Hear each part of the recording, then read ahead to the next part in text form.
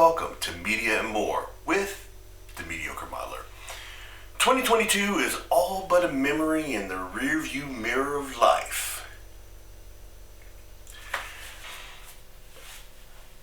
I'm finding that, like with model building, I've always got several irons in the fire. You're painting something while you're snipping the parts for assembling the thing, and then you've got glue drying here, paint drying here, and it may not always be on the same model kit. And so you end up with all these projects open at the same time, which isn't a bad thing. It just needs to be managed, right?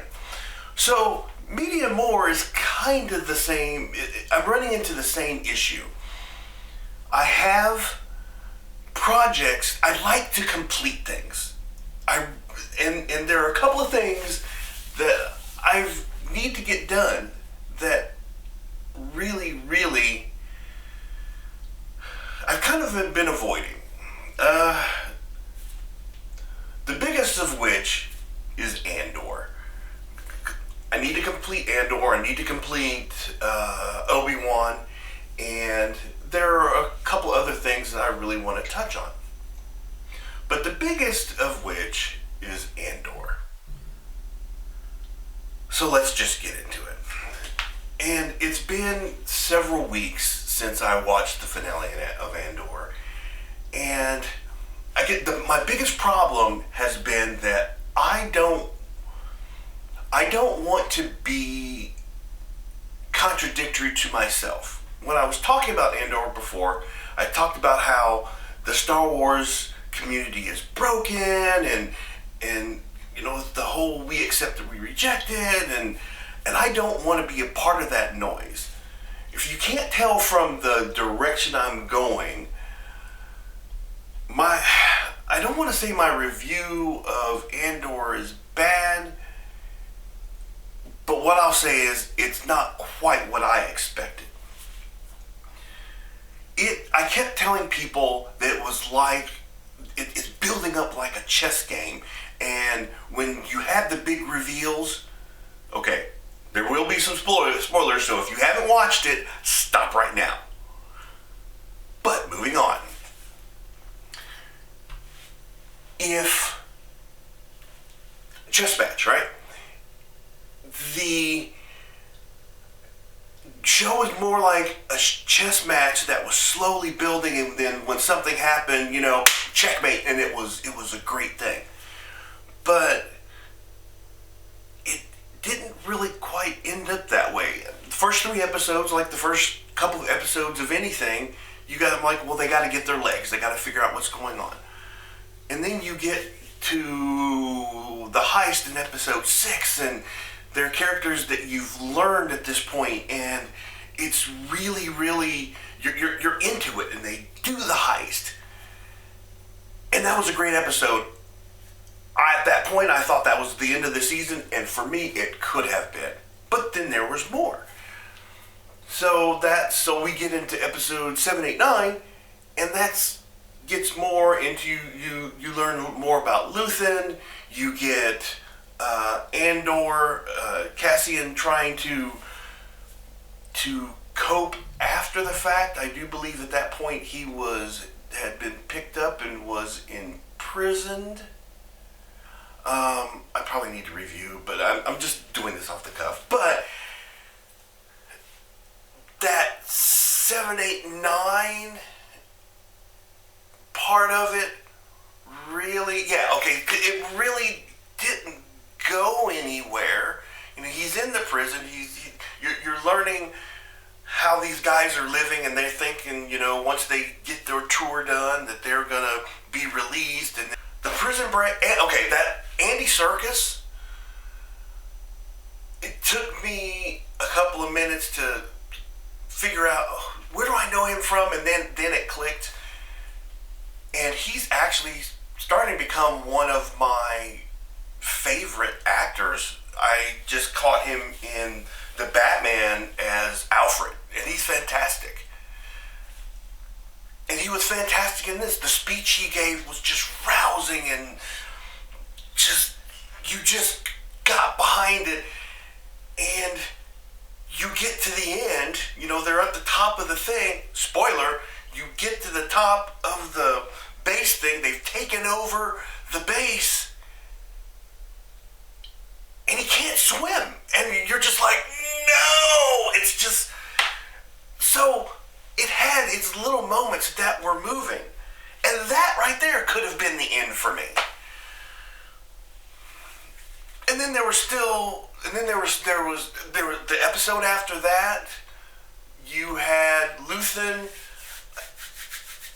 I can't remember. He had gone somewhere, and he was trying to get away, and his ship was being tracked by the Empire, and they wanted him to stop for boarding, and that was that cool little scene where his ship, threw the fletchets back in the back and destroyed the radar dish.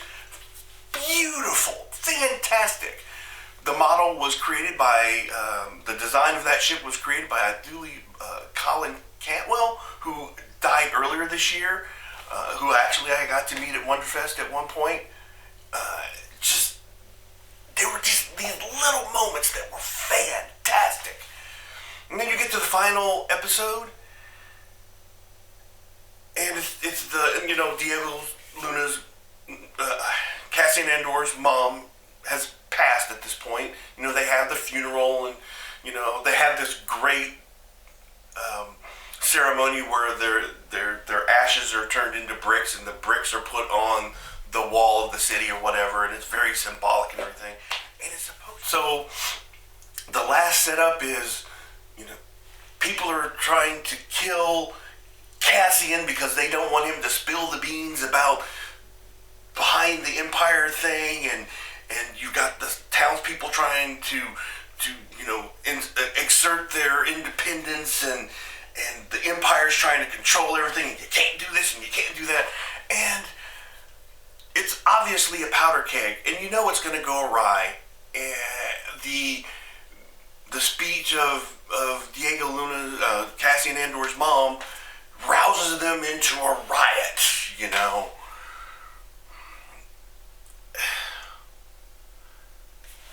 I just... Okay. I just am like going, okay. I get it. But I didn't get it. It wasn't there. And I know it can happen. I know I still feel it, because every time I watch the canyon part of Star Wars: A New Hope, and Luke's going down that canyon, and I have you now, and just before he hits the trigger, the Millennium Falcon comes in, and it blows up the TIE fighter. I feel it. When in Empire Strikes Back, they're on the platform, they're trying to get away, Lando's shooting, and C-3PO is talking about, we don't care about the hyperdrive in space. Just open the door, you stupid lug. And the door opens up, and the music's blaring. Man, it's right there. It's right there. They're running across, and the you stupid what? I'm there, man. And this just didn't do that.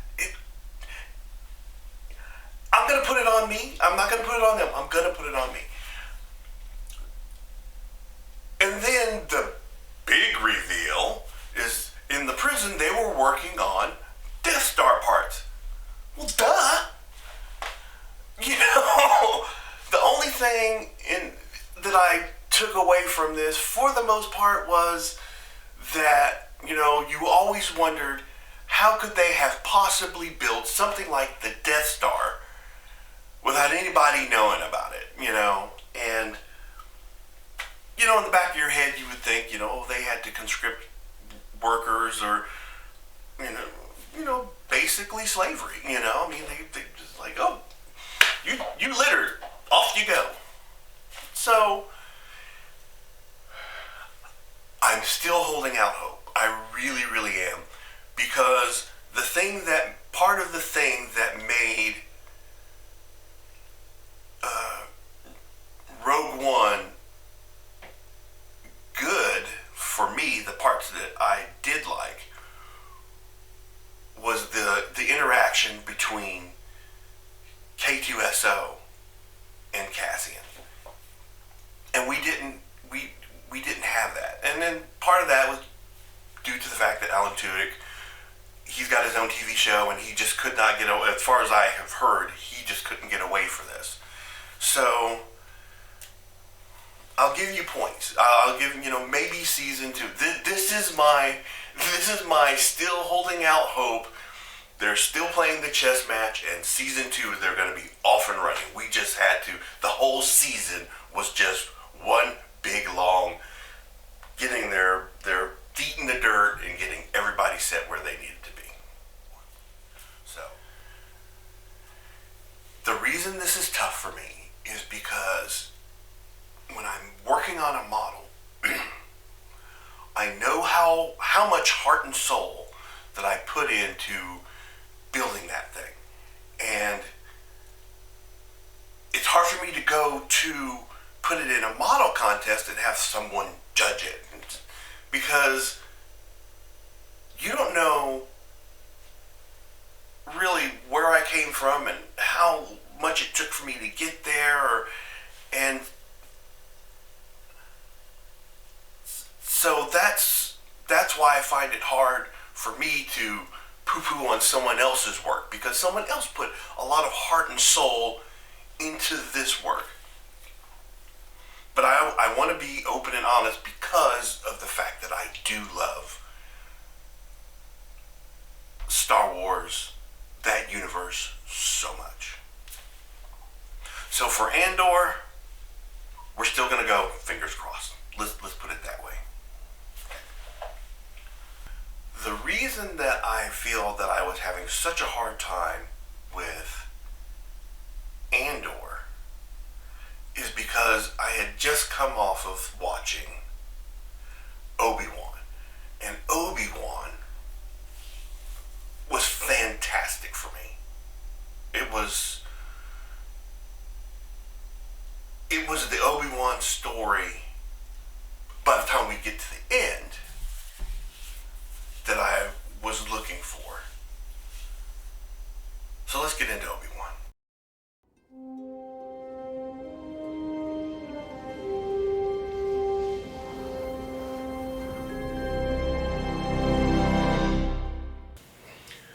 The comparison from Andor to Obi-Wan really isn't a fair comparison, because Obi-Wan's been around a lot longer. We've had more time, more history, more time to fall in love with the character. So it's really not a fair comparison for the two. Real quick recap of the previous episode. Obi-Wan and the refugees have just escaped the planet after Darth Vader, they did the whole bait and switch with, we're on this shuttle. No, we're not. Okay. Was it the third sister? She tries to go after Darth Vader and kill him, and it's like, oh, silly girl, did you not think I saw this coming? Stab her. But wait, hey, here's the communicator. Luke is on Tatooine. So that's where we were. They're trying to get away, and I just noticed that they're playing the escape music from Empire Strikes Back. Dun, dun, dun, dun, dun, dun, dun, dun, dun, dun, dun, and you've got the Star Destroyer, and they're just shooting increased firepower, and it's just coming after him. And Obi-Wan realizes that Vader's not going to stop tracking him, and all he really wants is him. They're not going to make it because the XYZ over there is not working right, and the shields aren't going to hold, and so Obi-Wan makes a decision. Hey, I'll be the decoy. Which, these are the things that really make you love Obi-Wan. These are the decisions of the Jedi, and they're just like, we were all going to escape together, and he's just like, look, you've protected the Jedi for 10 years. you're the future, not me. We have to do this. And Leia's like, no, you said you were going to take me home. Okay. And so she runs off, and Haja, he's just like, Obi-Wan's like, Haja, you have to promise me that you get her home. And he says, I promise, if you can take the word of a liar and a thief. And Obi-Wan's, I'm good. I'm like, so this character has grown. Even though he was supposed to be the comic relief. So, meanwhile, our sister, the third sister, is on Tatooine, terrorizing. Where's Owen Lars, So they're going to go after, she's going to go after Luke. The upside, as far as this was concerned, when you see Owen and Beru in A New Hope, you just think of him as this crabby, cranky old man that just really doesn't have anything to do with that side of the family as far as the Force and blah, blah, blah.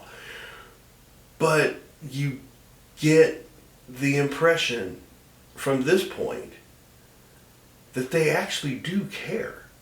And that's a definite plus. I really appreciate what they've done there.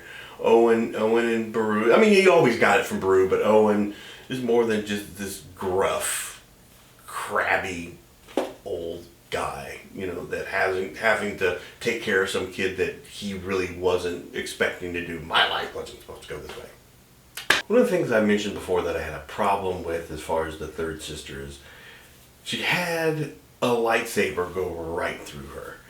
And she's still able to get in a shuttle, pilot to Tatooine, and hunt down Luke at the Lars farm.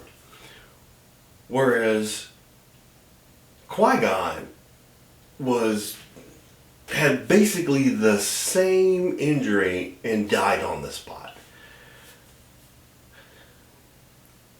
Those just don't work together. So that would be my one criticism for this series. But, it is what it is. Obi-Wan has a short conversation with Qui-Gon, and through the whole series he's been speaking with Qui-Gon off and on and saying, one way or another, whether he dies or I die, this ends today. Then Roken comes in and says, okay, the shuttle's ready, you don't have to do this, but then Roken's like, this is about you and him, like, what are you doing, man? And Obi-Wan just can't express to him how strong how much this conflict has taken from him and everyone. He doesn't know that, he feels responsible for the creation of Darth Vader. So all he can tell him is, tell him that. He tells Roken that, people need leadership and people follow you, so keep leading. And Roken says, I'm just getting started. So that's going to be a really good character. The shuttle is released from the ship, and he takes off one way, and they keep going a different direction. And Vader's like, that's Obi-Wan, go after him. The lead Inquisitor guy is like, look, we can get rid of this whole network right now. We need to go after them. And just like, go after Obi-Wan. And you can just, he's just like, okay. And he's just gonna go back and go to the Emperor like, look, I tried to stop him. I really did, but no, he just had to go after Obi-Wan. What do you want me to do? What do you want me to do? So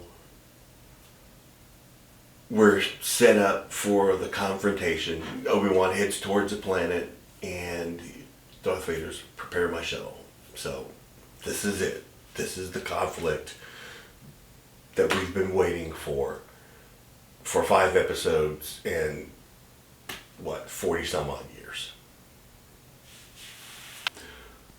The Darth Vader Obi-Wan fight and the third sister going after Luke Skywalker happened simultaneously.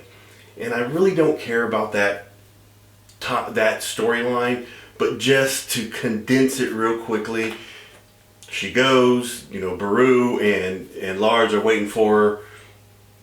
They kind of ambush her, shoot at her, she does her thing. Luke gets out of the bunker and heads out into the desert, and she chases after him, and once she does actually get out there, she can't kill him. I want vengeance, and, you really care for the boy, blah, blah, blah. My issues with that, so. Darth Vader lands his ship, walks out to the field of battle, and says to Obi-Wan, "Have you come to destroy me?" Obi-Wan responds, "I will do what I must." Battle begins. And the first portion of the lightsaber battle is good. It's a good lightsaber battle. The upside is we finally get to see Darth Vader wielding his lightsaber against an opponent of equivalent measure. Okay? And the battle it's a good lightsaber battle, but it's not spectacular, right? And you get to the point they're fighting, and there's some stalagmites here and there, and they're hitting the rocks, and everything's going.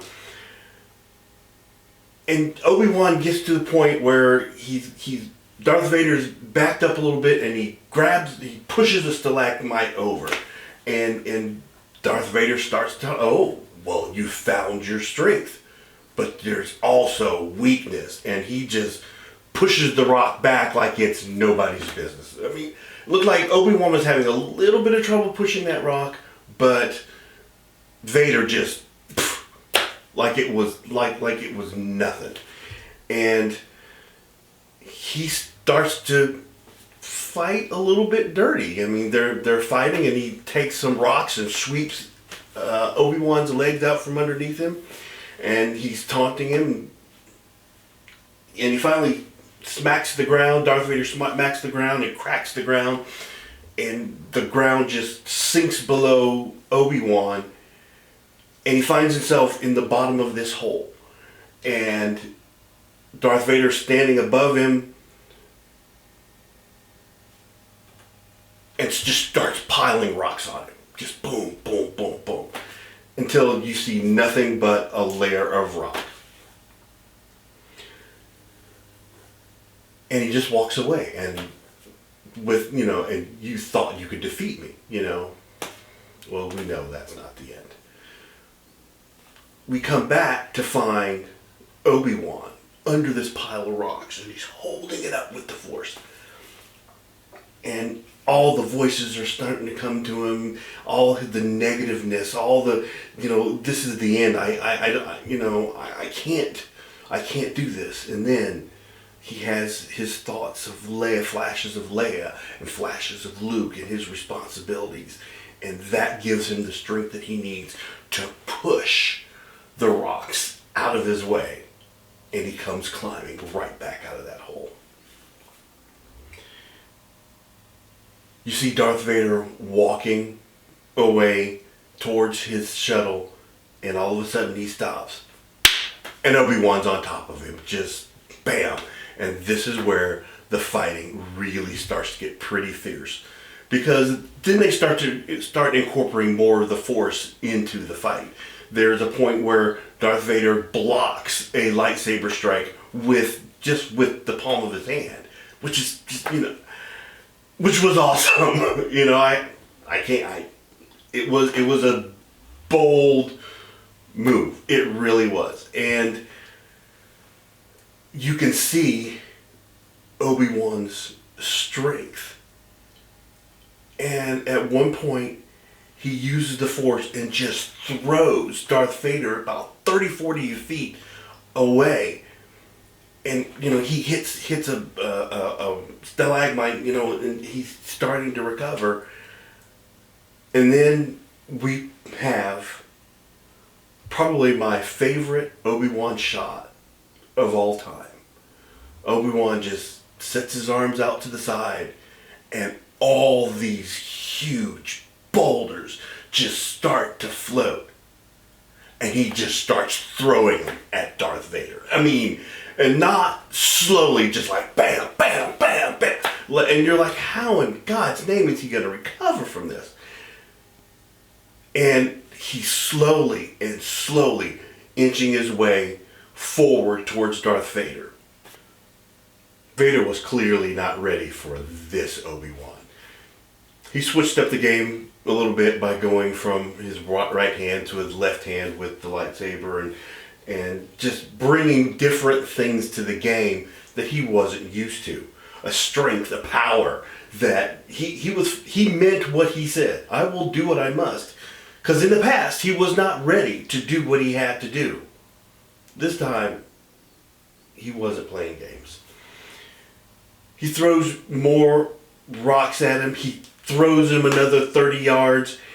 And you might want to say it's a little bit un-Jedi-like, but when they're in close combat, his lightsaber's upside down. He hits him like, bam, right up under the chin, and then starts beating on Vader's chest plate, where, the controls for his breathing apparatus is. Yeah, it's a little bit dirty, but when you're fighting for what you're fighting for, at this point, you got to do what you got to do.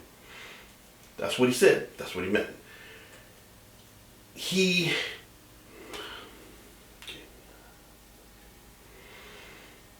gets a good strike on Vader's back, and Vader's wheezing and just almost down on the ground and just almost completely defeated.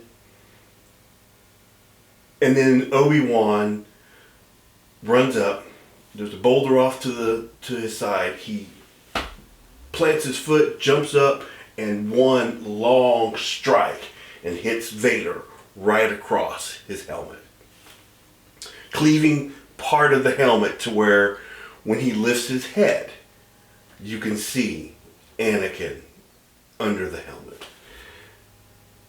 And that's where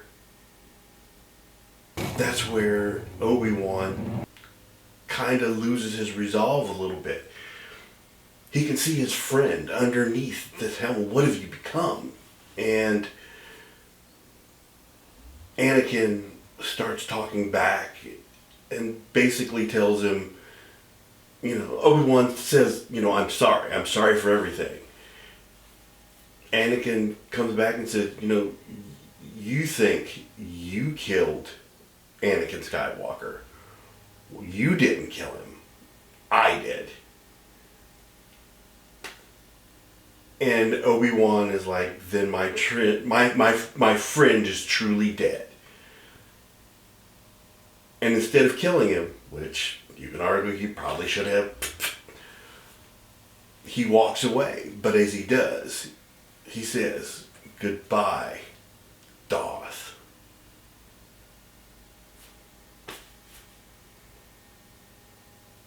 And then you have Vader left in a fit of rage. They do some very interesting things with the voice during this time. I would really suggest, if you haven't watched this, go watch it. The whole series is fantastic. But at this point, as he's leaving, he gets the sense that something's going on Tatooine, so he shoots off to Tatooine. And of course, he gets there in time to see the third sister.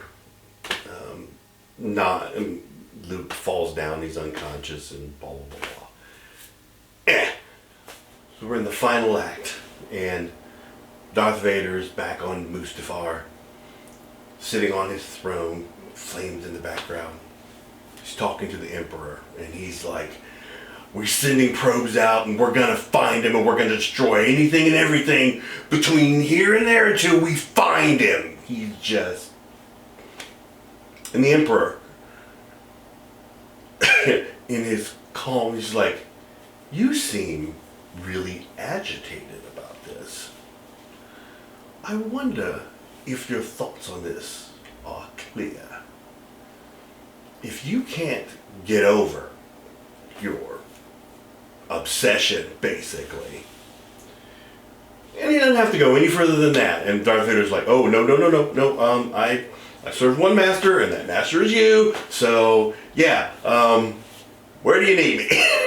So, that kind of answers a lot of questions as to why Darth Vader doesn't continue to hunt down Obi-Wan after this confrontation. You know, that would be a question that a lot of people would have had for New Hope. So hopefully that puts that to bed. So Leia's in the palace getting ready for a meeting with whoever. And she had on a little white jumper thing, and she puts on her gloves and her holster. Mom comes in, and interesting choice. I love it. And so they go out, and, you know, Dad, you know, Bail sees her too, and he kind of gives that look like, okay, that's interesting. Well, if I'm going to do this, I'm going to make some changes. We'll do it together. Okay. And who is this, another cousin? As the shuttle is landing. And you know, Bail says, not quite. The door opens, and Obi-Wan steps out. And it's such a great moment. It's just like... It's just, you just get the good vibes. She sees him, and she's just like, he did come by. He did, you know, he did survive. And then Lola comes out, and she's like, Lola! But Obi-Wan comes down, and he makes the joke, you know, who am I to separate the child from their droid?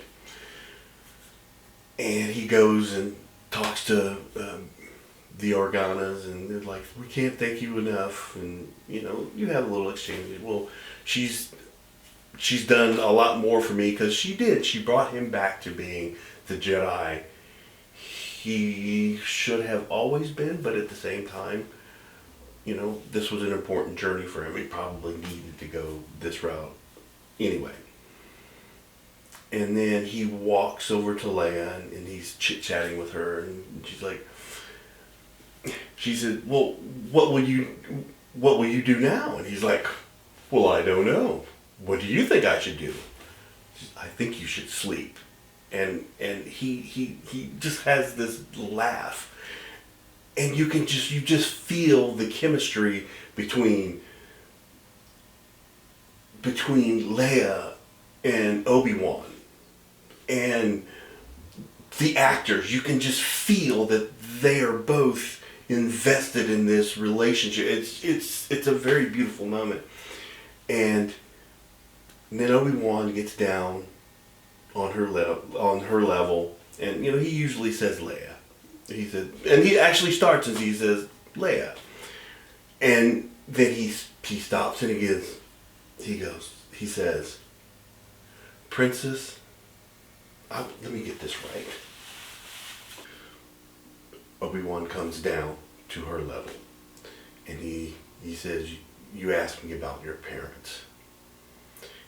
And he starts, every time he talks to her, he calls her just Leia. This time he starts, I had to write it down. Princess Leia Organa, you are wise, discerning, and kind-hearted. These are qualities that came from your mother. But you're also passionate, fearless, and forthright. And these are gifts from your father. Both were exceptional people who bore an exceptional daughter. His delivery on that is just so passionate, so you can see all the pain the whole lifespan that he had with them, and just trying to explain that to this child that encompasses both of them so well. And these are the kinds of things where people will say, "Oh, I don't need the prequels, and I don't need that." And there's a lot there. There's so much there. And this is the kind of storytelling that we want.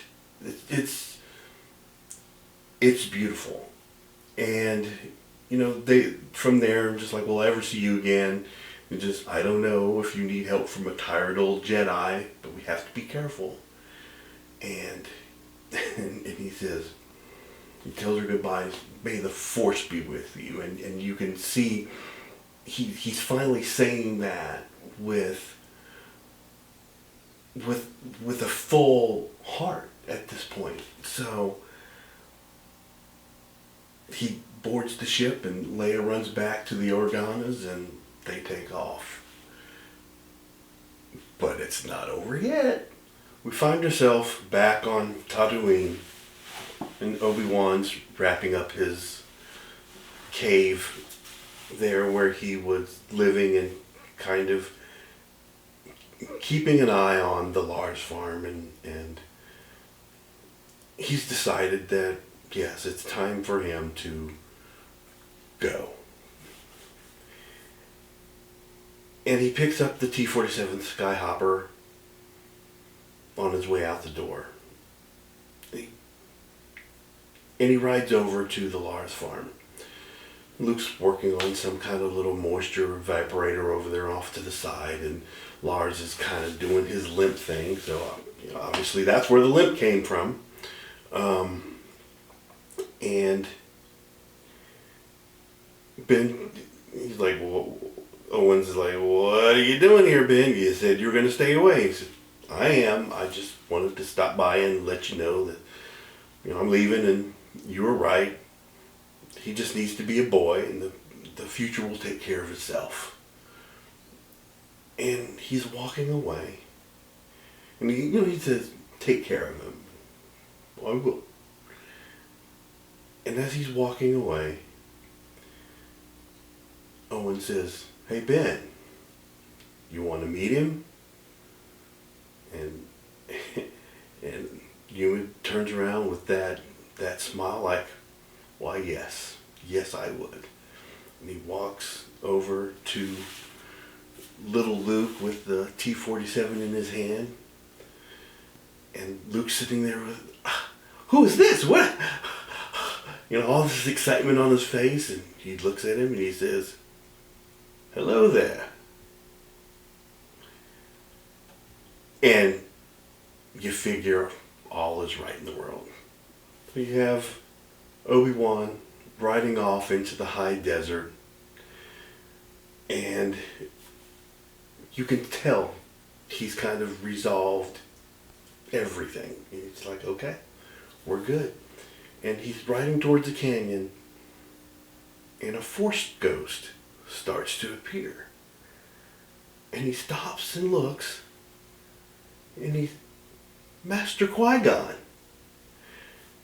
Qui-Gon turns around and says, well, it took you long enough. And I just love their another great relationship. And Obi-Wan says, I thought you weren't ever gonna show up. And he says, I was always here, Obi-Wan. You just weren't ready to see. He turns around and says, come on, we've got a long way to go. And off they go together. And just that little bit,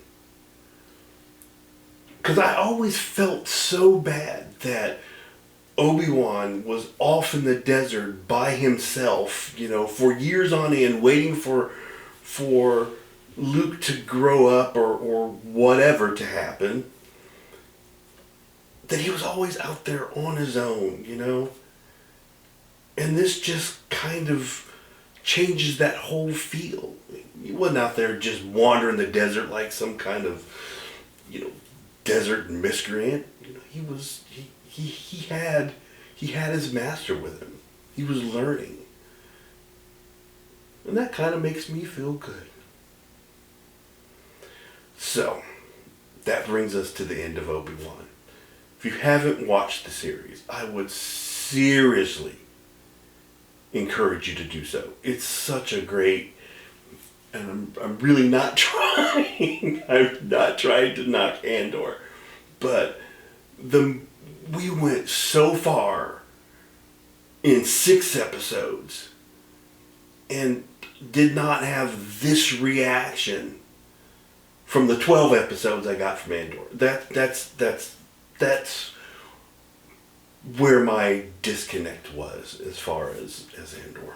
But there's so much more to do, so much more to come. Next video, we're going to take a break from the Star Wars universe, and we'll talk a little bit about the Firefly audiobooks.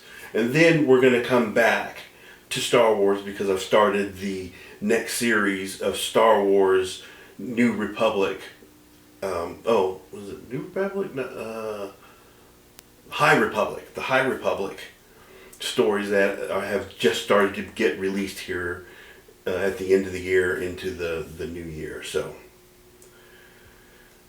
looks like this is going to be a good year. Thank you for everyone who have stuck around and indulged me in all my little shooting off endeavors. And I look forward to spending 2023 with you guys.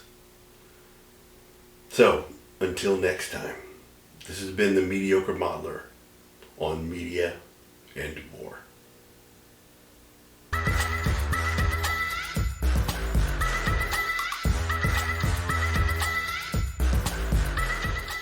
Pew pew pew pew pew pew pew pew pew pew.